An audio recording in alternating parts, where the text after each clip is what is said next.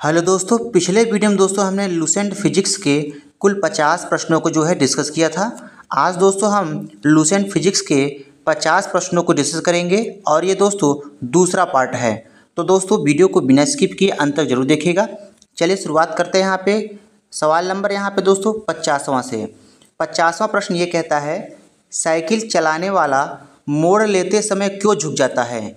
क्योंकि दोस्तों वह झुकता है ताकि गुरुत्व केंद्र आधार के अंदर बना रहे और वह उसे गिरने से क्या करेगा? बचाएगा।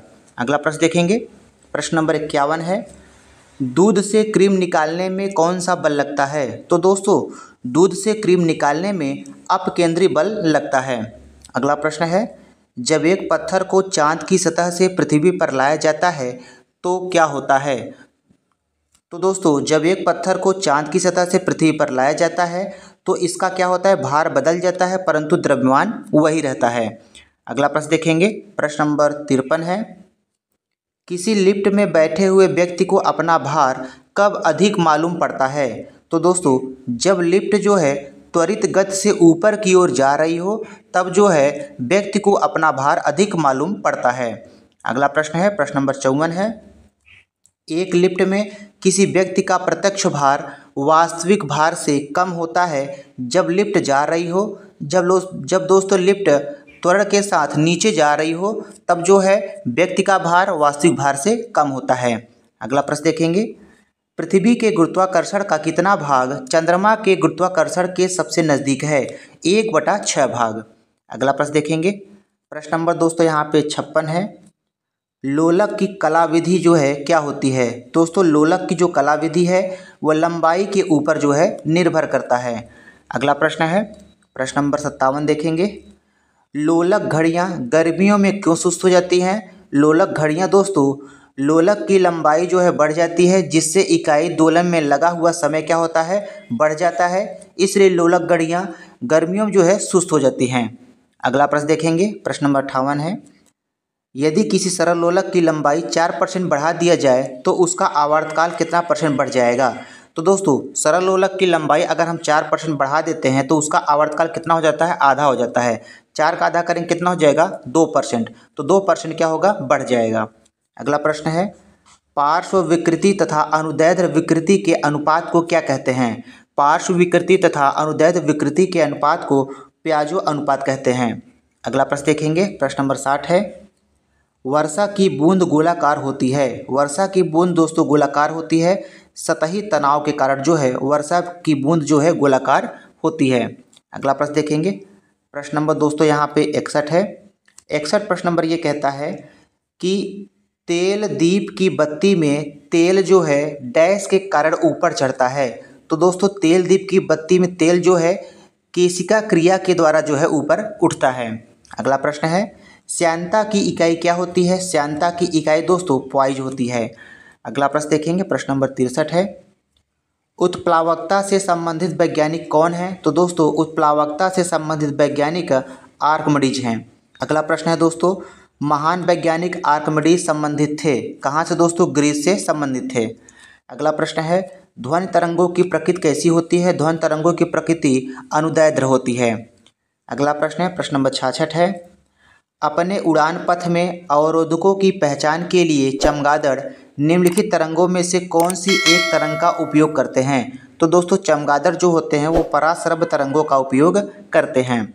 अगला प्रश्न है, पराश्रव्य वे ध्वनियाँ होती हैं जिनकी आवृत्ति कितनी होती है? दोस्तों 20,000 हर्ट्ज से अधिक होती है।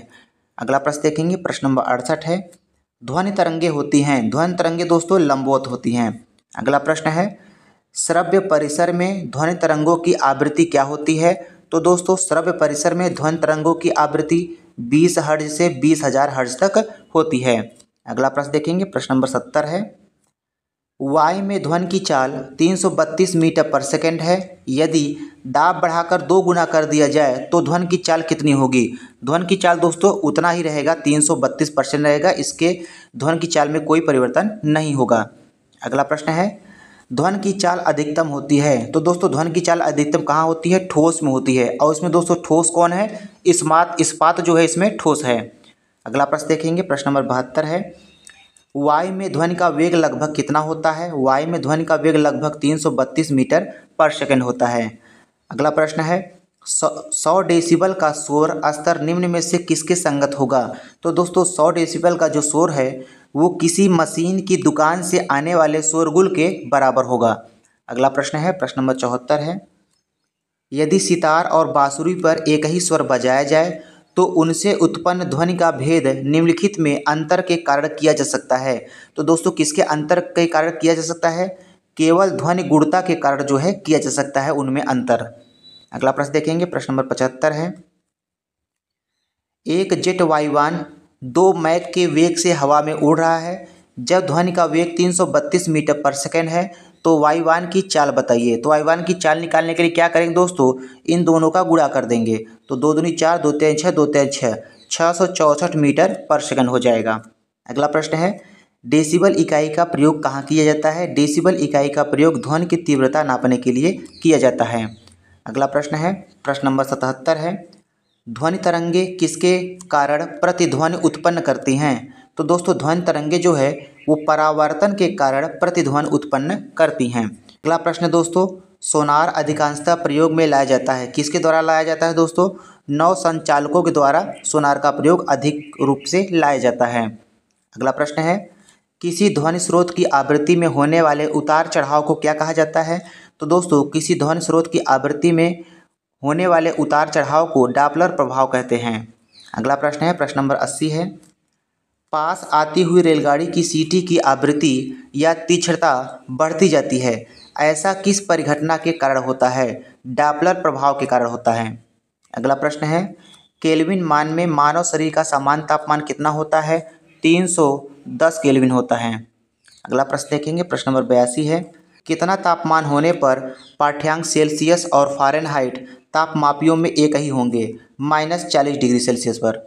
अगला प्रश्न देखेंगे, न्यूनतम संभव ताप होता है, न्यूनतम संभव ताप दोस्तों -273 डिग्री सेल्सियस होता है। अगला प्रश्न है प्रश्न नंबर 84 है, किसी मनुष्य के शरीर का सामान्य तापक्रम कितना होता है?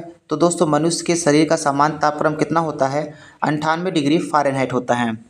अगला प्रश्न है प्रश्न नंबर 85 है, एक स्वस्थ मनुष्य के शरीर का ताप कितना होता है दोस्तों? एक स्वस्थ मनुष्य के शरीर का ताप लगभग 37 डिग्री सेल्सियस होता है।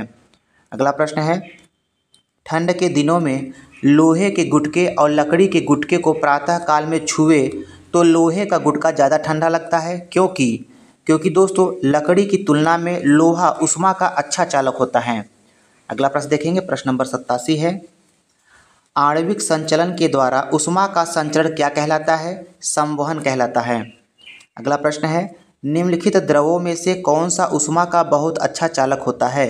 तो दोस्तों पारा जो है ऊष्मा का बहुत अच्छा चालक होता है। अगला प्रश्न है प्रश्न नंबर 89 है, समान मोटाई के कपड़े की 2 परतें उसके 2 गुना मोटाई के कपड़े की एक परत से अधिक उष्ण आवरण प्रदान करती है, इसका क्या कारण होता है? तो दोस्तों इसका मेन कारण होता है कि दोनों परतों के बीच संपुटित वायु के कारण होती है। अगला प्रश्न देखेंगे प्रश्न नंबर 90 है, ग्रीष्म काल में हमें सफ़ेद वस्त्र धारण करने की सलाह दी जाती है, क्योंकि सफ़ेद वस्त्र ताप का कम अवशोषण करते हैं इसलिए। अगला प्रश्न है प्रश्न नंबर 91 है, न्यून तापमानों का अनुप्रयोग होता है। तो दोस्तों न्यून तापमानों का अनुप्रयोग कहाँ होता है? अंतरिक्ष यात्रा में, चुंबकीय प्रोत्थापन में एवं दूरमिति में होता है। अगला प्रश्न देखेंगे प्रश्न नंबर 92 है, तेज हवा वाली रात्रि में ओस नहीं बनती हैं, क्योंकि वाष्पीकरण की दर क्या हो जाती है? तेज हो जाती है। अगला प्रश्न है, ठोस कपूर से कपूर वाष्प बनाने की प्रक्रिया को क्या कहते हैं? ऊर्ध्वपातन कहते हैं। अगला प्रश्न है दोस्तों प्रश्न नंबर 94 है, मनुष्य आर्द्रता से परेशानी महसूस करता है, इसका निम्न में से उपयुक्त कारण क्या है? तो दोस्तों ऑप्शन सी इसका सही उत्तर हो जाएगा, पसीना का आर्द्रता के कारण वाष्पित नहीं होना। अगला प्रश्न है प्रश्न नंबर 95 है, किसी द्रव का उसके क्वथनांक से पहले उसके वाष्प में बदलने की प्रक्रिया को क्या कहा जाता है? वाष्पीकरण कहा जाता है। अगला प्रश्न है, पहाड़ों पर पानी निम्नलिखित तापमान पर उबलने लगता है, 100 डिग्री सेल्सियस से कम तापमान पर जो है उबलने लगता है। अगला प्रश्न है प्रश्न नंबर 97 है, भाप से हाथ जो है अधिक जलता है अपेक्षाकृत उबलते जल से, क्योंकि भाप में गुप्त ऊष्मा जो है होती है, इसलिए जो है भाप से हाथ जो है अधिक जल जाता है।